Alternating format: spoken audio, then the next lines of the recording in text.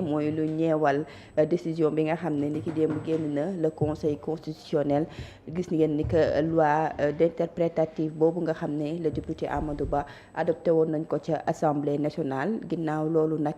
ñi nga xam ne ñoo di opposition bi dañoo déposé woon ab recours jëmale ko foofee ca conseil constitutionnel ni ki démb nag conseil constitutionnel génne na ab bataaxal pour wax ne dañoo rejeté boobu les lois interprétatives bu Amadou Ba. Babacar di nga dikkaat ci boobu les lois laataa ñuy faram fàccee di def analyse ci kàddu yu nga xam ne wala communiqué bi nga xam ne le conseil constitutionnel génne na ko. waaw communiqué bi conseil constitutionnel jot a génnee soxna Astou ndax ci fàttali yàggul dara ki nga xamante daanaka moo di Amadou Ba dafa defoon une proposition de loi d'interprétative ñëwal li nga xam daanaka moo di loi amnistie bi nga xam ne moo fi nekkoon. daal di ci lim également yeneen yoo xam ne amendement la yoo xam ne yu mu ci boole waale woon la. après nag à l'Assemblée nationale mujj nañ ko voté mu dem lan la amoon comme li nga xam daanaka moo di sabab wala yéene moo di ne woon ñu yegg ci li nga xamante ni daanaka moom moo jëm ci wàllum daan ñenn ñi nga xamante ni jàpp nañ ne am na jëfin yoo xamante ni mën nañ ko diggante 2021 ba 2024 te ñu jàppoon ne ak loi amnistie bi lu bare bari dafa ñëwoon daal di ko ëmb ndax bu fekkente ni loi amnistie bi nekkoon na fi du ñu mën a topp kenn wala ñuy daan kenn ñëwal li nga xam daanaka moo di ci jëfin yooyu le loolu nag moom lañ jàppoon ko ne pour ñu mën ko fee fobee faaw ñu indi une loi interprétative boo xam ne dina ñëw moom tamit muur yenn jëf yi nga xamante ni am na te mu bokkoon ci wàllum li nga xamante daanaka moo di meurtre torture ak yeneen assassinat ak li nga xam daanaka moo di yeneen yoo xamante ni nemmeeku nañ ko bi loolu amee nag ñu daal di ko voté fa nga xam moo di ci pencum ndaw réew ma après nag ci la waa opposition bi également déposé woon ab recours jàppoon na ñoom loi boobule ànduñu ci benn yoon ak ni nga xam ne noonu lañ ko tabaxee te seen càkkuteef mooy conseil constitutionnel mu daal di ci àddu gindi ci ñi nga xam ñoo di askanu Sénégal bi loolu amee conseil constitutionnel moom tamit jot nañ koo jébbal lu jëm ci wàllum recours boobule moom tamit tey mu génnee li nga xam daanaka ni ki démb mu génnee également lu tukkee ci wàllum ab décision boobule mu rejeté li nga xam moo di loi interprétative boobule ci loi amnistie bi dellu si waat moom tamit jot a souligner lu jëm ci wàllum ay considérant lu ci bare bare mu daal di ko lim mel ni ca na mu waxee gën na caa yaatu ka ne jaruloon sax déjà que loi li nga xam ne moo di interprétative boobule di am ndax lu jëm ci yenn fee yi amul benn loi boo xam ne bu ko mën a couvrir la kun li nga xam ne daanaka moo di loi interprétative bi tam te nañ ko tëggee ak nañ ko ëmbee maanaam dafa contraire ak li nga xam ne moom la constitution bi wax kun du mën a nekk loo xam luy dem la mais ci li nga xam moo di rétroactivité bi nga xam ne tam ñu ngi ko doon wax jot na ci suñu du yaatu lool ñëwal yenn jëf yi ndax ci fàttali également am na loo xam ne dañ ne woon bu ñu xasee ba samp li nga xam moo di loi bi bu fekkee jot nañ koo dindi am na ñoo xam ne mënatuñu leen topp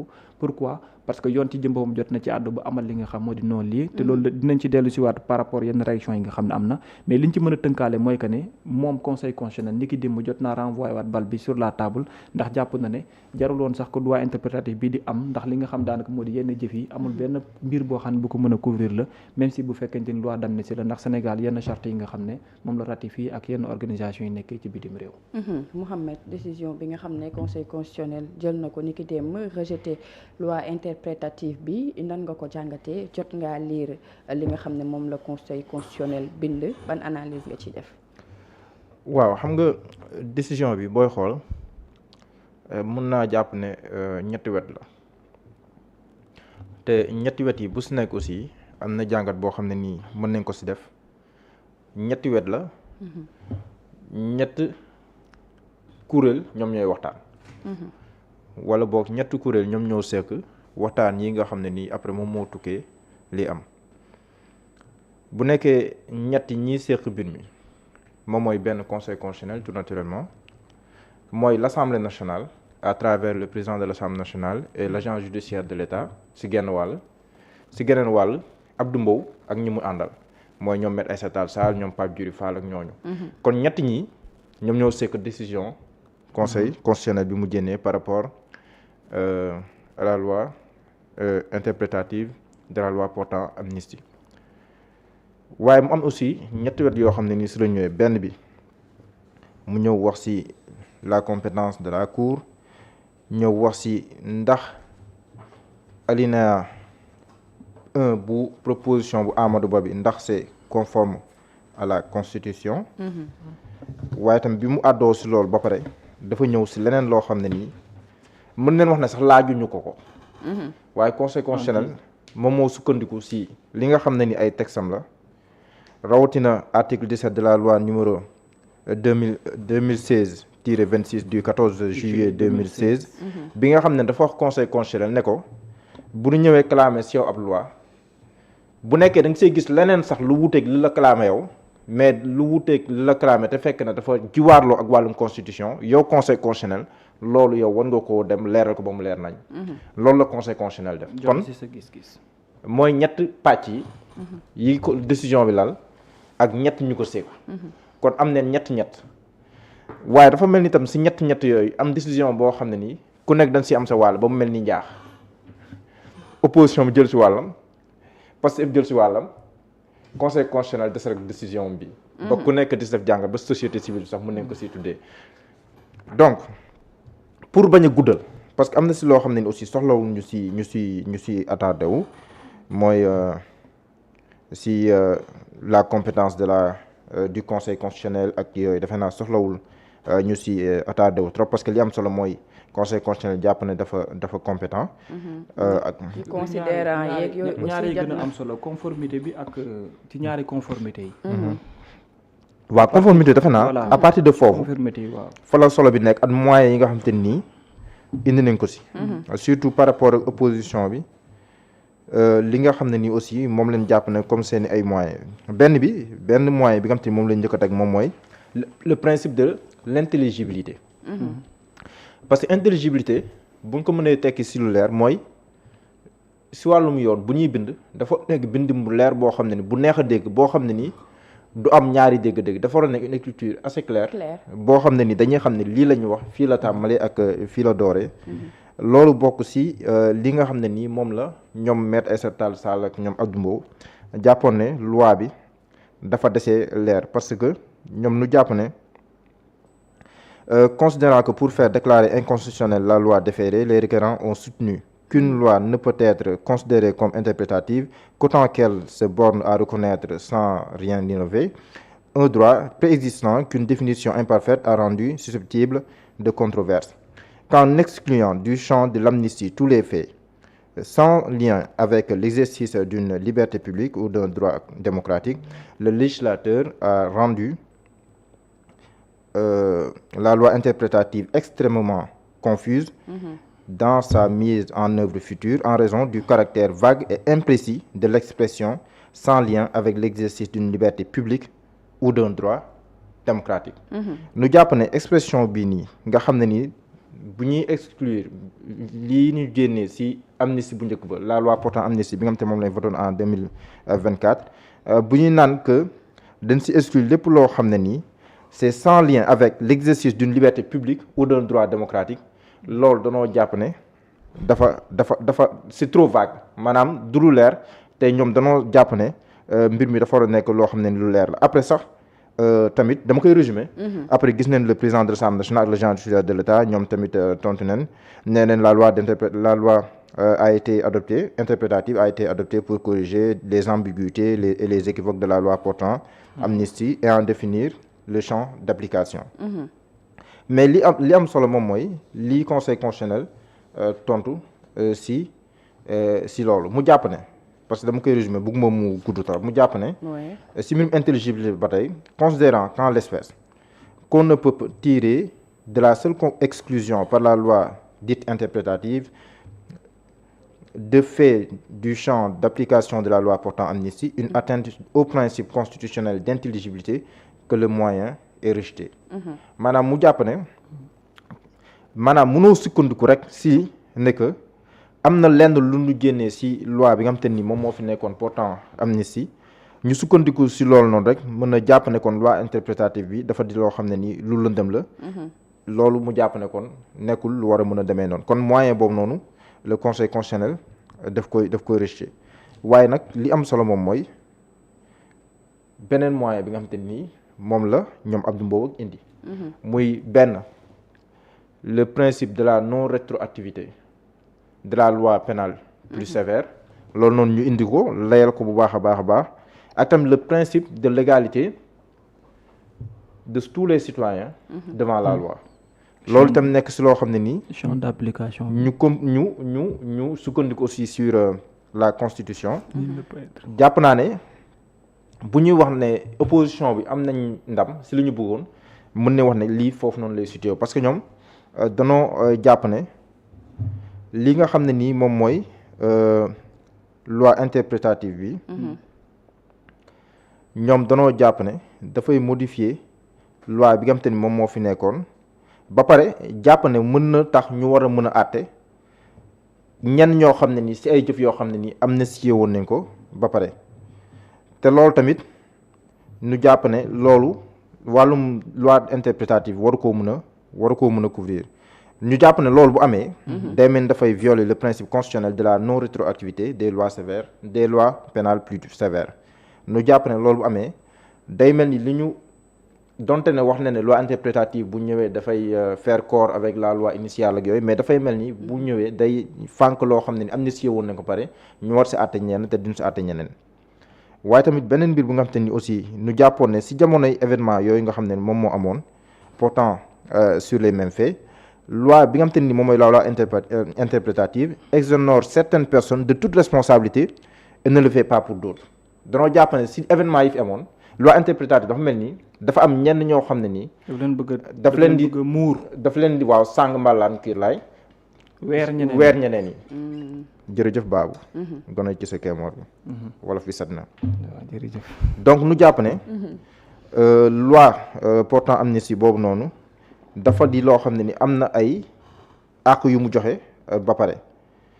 te loolu dafa njëkkee sax ci promulgation loi nga xamante ni moom leen promulgué woon ñu jàpp ne aussi loi interprétative boobu noonu dafay ñëwaat indi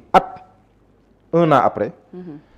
loo xam ne nii dafay indi un critère discriminant mooy xàjj ak seen te ñoom ñu jàpp ne wàllum xàjj ak seen waru see am waaye itam di rompre li ma doon wax sànq moom mooy yemale bi ñëpp war a yemale te loolu c'est un principe constitutionnel ci kanamu yoon léegi nag conseil constitutionnel aussi ñëwaat ci considérant 18 bi ci réponse bi nga xam te ni le président de l'Assemblée nationale ak l'agent judiciaire de l'État indi nañ ko di wax ne que la loi attaquée est une loi interprétative qui ne crée ni de discrimination ni de peine nouvelle et en cela se distingue des lois pénales de fond donc ñu jàpp ne qu'elle ne porte atteinte à aucune liberté et se borne à rendre plus claire une disposition ambiguë et sujette à controverse, à savoir la motivation politique se rapportant à des manifestations politiques. loolu nu jàpp ne daal maanaam loi interprétative bi dafa ñëw rek. leeral indiwul lu bees. ñoom président assemblée nationale maanaam El Malick Ndiaye ak l'agent judiciaire de l'État doon jàpp ne lii ñoom ay Sall wax demeewul noonu. loi interprétative dafa ñëw rek indi loo xam ne ni lu bees la ak loo xam ne ni luñ ci maanaam indiwul lu bees mais dafa ñëw leeral. ak dindi tamit li nga xam te ni moom mooy ay lënc yoo xam ne nii am na si donc en résumé loolu noonu la. waaye tamit li am solo moom mooy aussi am solo. considérant waaw mun naa kon tëpp considérant 19 bi comme ça ñu mën a. waaw donc mu ñëw considérant que la loi portant amnistie se présentait avec ambiguïté. En ce qu'elle incluait dans son champ d'application pour les avoir expressément cités les faits se rapportant à des manifestations et ce indifféremment de l'existence d'un lien avec l'exercice d'une liberté publique ou d'un droit démocratique. Donc mu jàpp ne li nga xam ne ni moom mooy la loi portant amnistie da doon présenté wul maanaam wanewul ne présenter aucune ambiguïté wanewul benn gis-gis bu leer wala taxawaay boo xam ne nii xiini xaana la comme ni nga koy faral di wax nii waaye li mu wax dafa leer te tamit dafa délimité si lu fës des faits se rapportant à des manifestations et ce indifféremment de l'exercice d'un lien de l'existence d'un lien avec l'exercice d'une liberté publique ou d'un droit démocratique mu jàpp ne ni ñu délimité mbir yi si loi d'amnistie bi nga xam te ni moom leen votoon en 2024 amul benn lënc ndaxte li ñu si waroon fa mbir yi mu waroon dooree ba fi mu waroon yem li mu waroon laal loolu na yëpp lu ñu waxoon la ñëwaat tamit si article 9 de la constitution li nga xam te nii mooy la wax donc ñuy ñëwaat tamit si le principe de la non rétroactivité des lois pénales plus sévères loolu sax moom mooy ñëw si considérant 23 bi considérant que ces textes prohibent l'application rétroactive des lois pénales plus sévères, y compris lorsqu'elles prennent la forme d'une loi interprétative. Nu jàpp ne constitution bi rawatina ci article 9 de la constitution alinéa 2 danoo jàpp ne benn kenn loolu ñu ngi si article ñu ngi si considérant 22 bi. kenn mënunoo daan kenn si yoon lu dul ne am na article du code pénal bi wax ne que lii ku ko def da la koy daan te mu fekk ne ba ñuy def loolu yow fekk nga maanaam boobu defagoo li nga xam te ni moom nga waroon def. loolu nu jàpp ko aussi am na sax lu ko jiitu woon si la déclaration universelle des droits de l'homme et du citoyen bu 1789 bi nga xam te ni aussi loolu dafa bokk si lii nga xam ne nii moom mooy. kenn yu yor suñu constitution parce que c'est une partie intégrante de notre constitution ñëwaat tam si le principe de la non rétroactivité des droits pénals de la loi pénale plus sévère loolu yëpp tamit tax conseil constitutionnel jàpp ne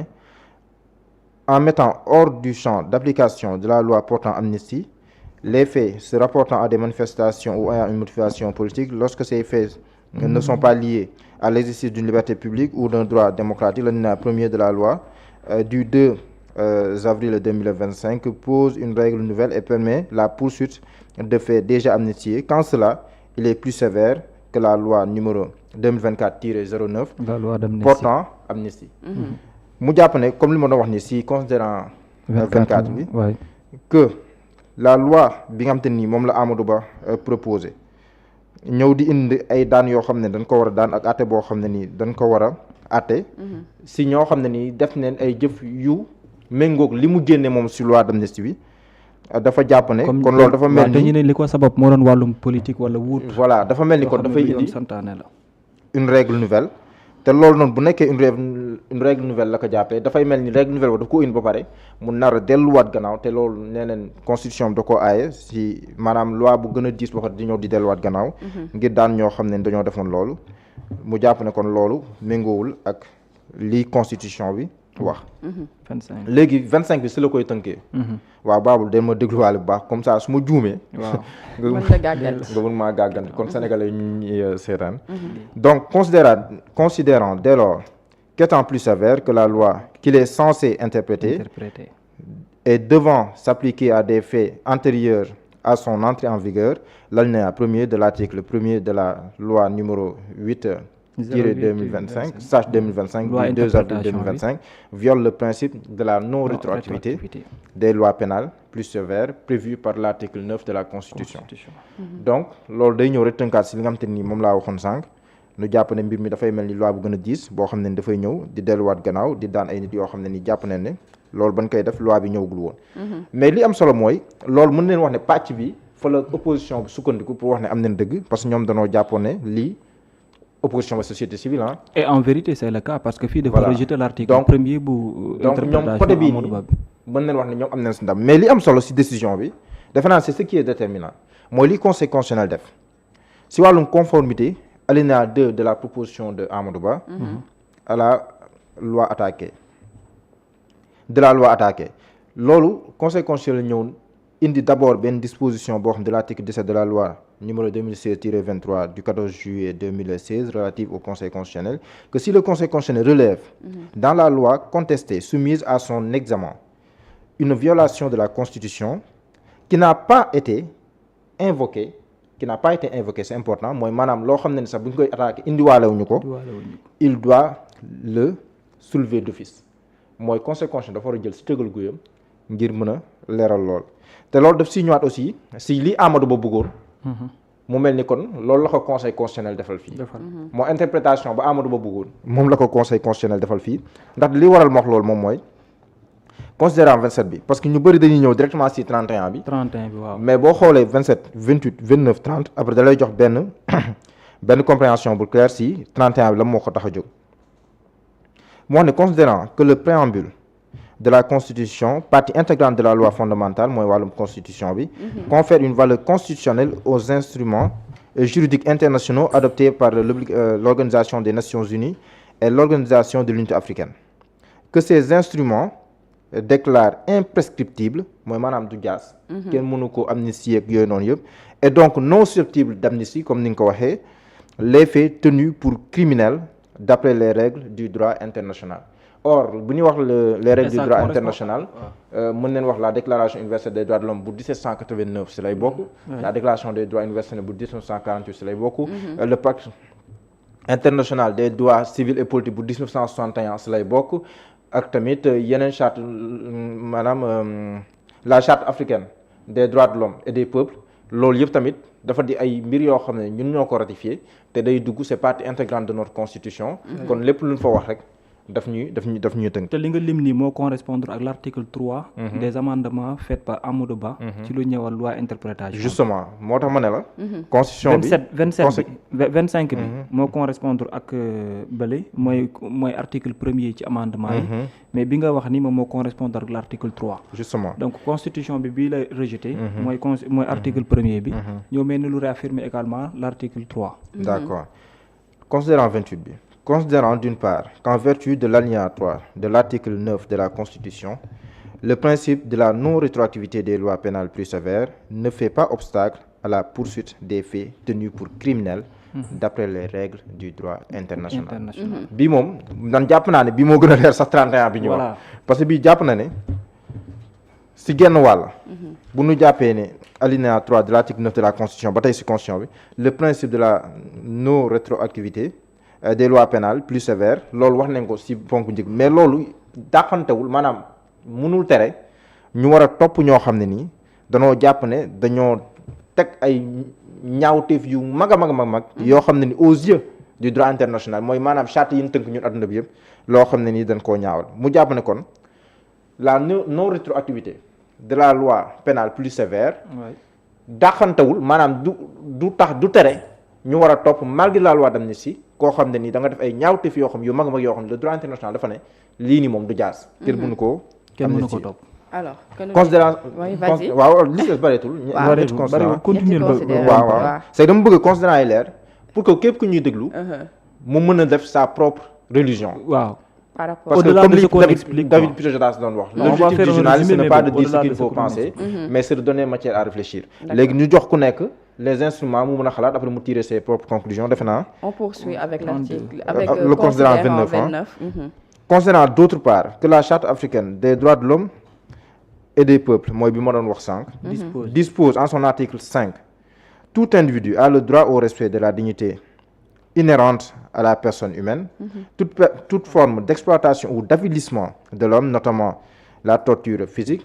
ou morale, ou les peines ou traitements cruels, inhumains ou dégradants sont interdits. Loolu Charte africaine des droits de l'homme et des peuples moom moo ko wax. Considérant que le législateur ne saurait par une loi dite interprétative ni faire obstacle à la répression de crimes imprescriptibles, ni priver de leur portée les principes relatifs à la sauvegarde de la dignité humaine, motif pris de ce que ces crimes seraient liés à l'exercice d'une liberté publique ou d'un droit démocratique. nu jàpp ne day ñëwaat tënk rek day gën a leer rek si li ñu jàppoon ne ngay muy loi interprétative ak yooyu noonu yëpp loi amnistie ak yooyu noonu yëpp amul dara loo xam ne ni war na mën a tax xañe ñu war a topp koo xam ne daf nga ñaawteef yu mag a mag yi nga xam te ne nii le droit international daf koo xañ te Sénégal bokk si ñi nga xam te ne nii dañoo ratifier charte yooyu loolu. Considérant qu'au sens de l'article 2 de l'alinéa 2 de la loi attaquée, les faits tenus pour criminels d'après les règles du droit international, notamment l'assassinat, le meurtre, le crime de torture, les actes de barbarie, les traitements inhumains, cruels ou dégradants, sont inclus dans le champ de l'amnistie lorsqu'ils ont un lien avec l'exercice d'une liberté publique ou d'un droit démocratique, qu'en incluant ainsi dans le champ d'application de la loi portant amnistie les faits imprescriptibles au regard des engagements internationaux à valeur constitutionnelle du Sénégal, l'alinéa 2 de l'article 1er de la loi numéro 08/2025 du 2 avril 2025 viole la Constitution. Considérant que le Conseil constitutionnel n'a relevé aucun autre motif d'inconstitutionnalité de la loi attaquée. kon fii nii mën nañ wax ne Conseil constitutionnel interprétation bi Amadou Ba bëggoon defal na ko Amadou Ba bëggoon na sàppali mun na ko jot a sàppali sax na ba noppi donc loolu noonu moom mooy ñëw fii nii kon mu mel ni si gis-gisu ñenn ñi léegi yoon ubbeeku na pour lii ñu doon wax les crimes de torture les actes dégradants cruels et inhumains ak yooyu noonu yëpp yoon may na léegi kun si war a mën a topp si gis-gisu ñenn ñi encore une fois ñu topp leen donc loolu noonu après si la ñëwee Conseil constitutionnel jàpp ne la loi l'article 1er de la loi interprétative est contraire à la Constitution. loolu noonu moom mooy décision moom te ni moom la jël becc ko parce que si loolu aussi la nga ko saisiré woon. je pense qu'en gros lii daal leen mën a jàpp si décision bi conseil constitutionnel bee ci démb soxna Astou. Babacar. waaw liñ ci mën a jàpp daal ci mën a jàpp ci résumé. très bien liñ ci mën a jàpp ci résumé en 2 wala 3 phrases. dafa amoon loi amnistie bu fi nekkoon ne am na jëf yoo xamante ni mënees na koo jàppee ni lii la ak lii la ak lii la mu ne lii dañu koy amnistier kenn duutu ci toppati kenn conseil constitutionnel ci correspondance gi mu joxe. nee na jëfin yooyu noonu Sénégal ak ci yenn organisation yi mu bokk am lu mu ratifié kenn mënu ko muur ba ay nit bu ko jëfee duñu ko topp. beneen bi mooy que ne. li nga xam moo di loi interprétative bii ñu bind. ci considérant ci article 1er bi mu indi nee na am na jëfin yoo xamante ni yu ñu bëggoon a muur la. kun nag ay jëf bu amee ak nu mu mbëtti toll ak nit ak lu ko motiver mu mën ko def bu fekkee dafa respecté wul li nga xam ne loolu la loi wax dañoo war a ab daan gu ñu teg ci seen kaw mooy que ne ki doon manifester. ak lu ko mën a motiver bu dee jëfin bu ñaaw amal na ko yoon da ko war a topp ci jëfin yooyu la mu amal beneen bi ñu ci yokkaat mooy que ne amul dara loo xamante ni daanaka lu war a mën a am la ba tax lu jëm ci wàllum wax nañ fi sax ay waxu incendie volontaire rek ay incendie ak yeneen yoo xam ne yu fi am la kon loi bi ci jëm boppam waru la mën a xool ne ñii ñoom la ñu war a topp wala ñële la ñu war a topp pour dire en gros soxna Astou mooy que ne li fi xewoon diggante 2021 ba 2024 jëfin bi ak nu mu mënti toll ak lu ko mënti motiver bu fekkente ni lu yoon war a mën a topp la yoon na ko topp ci gàttal loolu la conseil constitutionnel wax jeex na tàkk maanaam jëfin yi fi amoon diggante 2021 ba 2024 da nga doon politico da nga doon seeti Babacar loo doon mënti am jëfin bu ci nit mëntu jëf te muy jëfin boo xamante ni lu yoon daan la. non le droit international pas carrément lu yoon daan. mais droit international par rapport aux actes de torture. Les actes cruels inhumains et dégradants. Les actes jugés criminels aux yeux du droit international loolu la wax kon maanaam peut-être ki doon manifester nga xam ne ni da doon taal pneu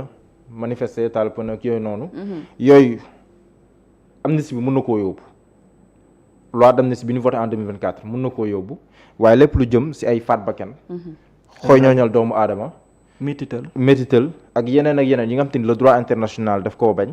loolu loi bi du ko yóbbaale loolu voilà amnistie bi du ko yóbbaale léegi nag problème bii taxaw xaw ma na dama koy tuddee problème la léegi leneen ni léegi procureur yi mën naa wax ne li ëpp ci liggéeyu seen loxo lay nekk te xam nga temps yëpp ñu ngi wax waxi droit pénal astafurlah ñu ngi wax waxi politique pénale te procureur yi ñoom ñooy topp léegi nag li ci am solo mooy lii buñ ko publier au journal officiel ba pare ñàkkul ne ñi képp koo xam ne ni jàpp nga ne yow tooñ neen la torturé neen la mën nga plainte rey neen sa mbokk wala lakk neen sa kër wala leneen ak leneen mën nga def sa plainte léegi nag parce que conseil constitutionnel bu décider article 92 de la constitution ça s'impose à toutes les autorités administrative et juridictionnelle maanaam ñëpp lay tënk kon les juges les procureurs les ministres les DG les journalistes les jaaykatu café café gu neex ki koy jaay les réalisateurs ñoom Aliou Ba ça s'impose à tout le monde léegi comme palanteer ubbeeku na léegi ñàkkul ne ñëpp ñi porté woon plainte dina renouveler seen ay plainte léegi nag procureurs yi ñoom ñooy xool nan la ñuy toppee en tout cas lii c'est une décision ce n'est pas un avis c'est une décision ça s'impose à tout le monde te loolu moom mooy li am solo beneen bi aussi dafa gën a taaralaat démocratie bu Sénégal ci naka parce que da ngay am Sénégal yenn saa yi dafa am ay moments yoo xam ne da ngay am fierté ci Sénégal waaw da ngay am fierté quoi Sénégal maanaam nit yi mën nañoo xëccoo mais lu ñu xëccoo ka war a àtte bu àttee li ci ëpp ku nekk da ngay nangu mais tolloon na fi ay jamono yoo xam ne conseil constitutionnel bu jëlee ndogal ñëpp koy ŋàññ ba ñu naan sax conseil constitutionnel ko fa jëlee dañu war a indi une cour constitutionnelle mais depuis un certain temps conseil constitutionnel décision bu mu jël ñëpp ci ànd opposition pouvoir société civile ñëpp ci ànd parce que boo ko liiree quand même da ngay xam ne lii kat c'est du béton te loolu c'était le souhait des Sénégalais. te loolu li ci gën a am solo c'était ça. parce que loolu dafa am solo loolu dafay tax bépp acte booy posé nga xam noo koy posé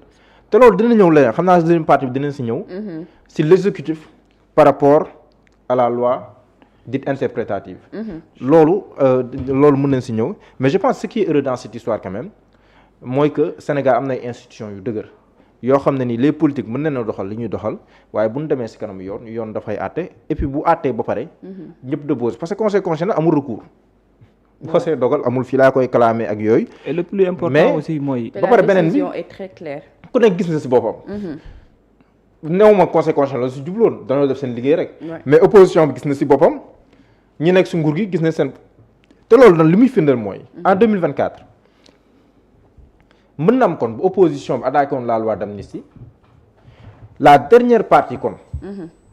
bii nii bu nu attaqué woon la loi d'amnistie en 2024 mënoon na am kon opposition bi da doon am dëgg en 2024 bu nu attaqué woon la loi d'amnistie mais nag jamono jooju le contexte ne s'y prêtait pas peut-être parce que ñu ngi dëgmal ay élections ak yooyu noonu ñii ñu ngi nekkoon si kaso bi ñeetal ñu génn mais loolu tam beneen mbir la boo jàngat boo xam ne def naa ko si parce que dernière partie bii nii sur la conformité à la constitution de l'alinéa 2 de l'article 1er de la loi attaquée loolu xam nga booy xool gars yi laajuñu ko mais conseil constitutionnel moo jàpp ne yoon may na ko même bu nga ko laajoo mu jàpp ne am na lu si war a mu jubanti mu leeral kon lii buñ ko attaqué woon si bu njëkk ba mën naa jàpp ne leeral na bu yàgg mais comme conseil constitutionnel léegi maanaam tëj na wax ji léegi duñ fi nekk di débattre ci ndax lii daf koy couvrir ndax du ko ndax dañuy topp ak léegi li si des mooy ñi war a plainte dem plainte après procureur yi xool taxawaayam si xam mais les procureurs sont sous la tutelle de l'exécutif donc loolu mën nañ jàpp ne kon ay poursuites war nañ ko si mën a def léegi nag bu nawee ba sës nag juge yi nag ñoom nan ban interprétation la ñuy def si décision bi itam loolu leneen la mais àggagun foofu mais en attendant jàpp naa ne lu ñu war a mën a jëfee la te da nga koy jëfee incha allah parce que loolu moom la article 92 de la constitution wax impunité daal du am impunité daal du am maanaam impunité du am loolu la conseil constitutionnel wax ñi dem. d'accord alors dañuy conseil constitutionnel nee na impunité du am. waaw ginnaaw ba conseil constitutionnel génnee bi les décisions.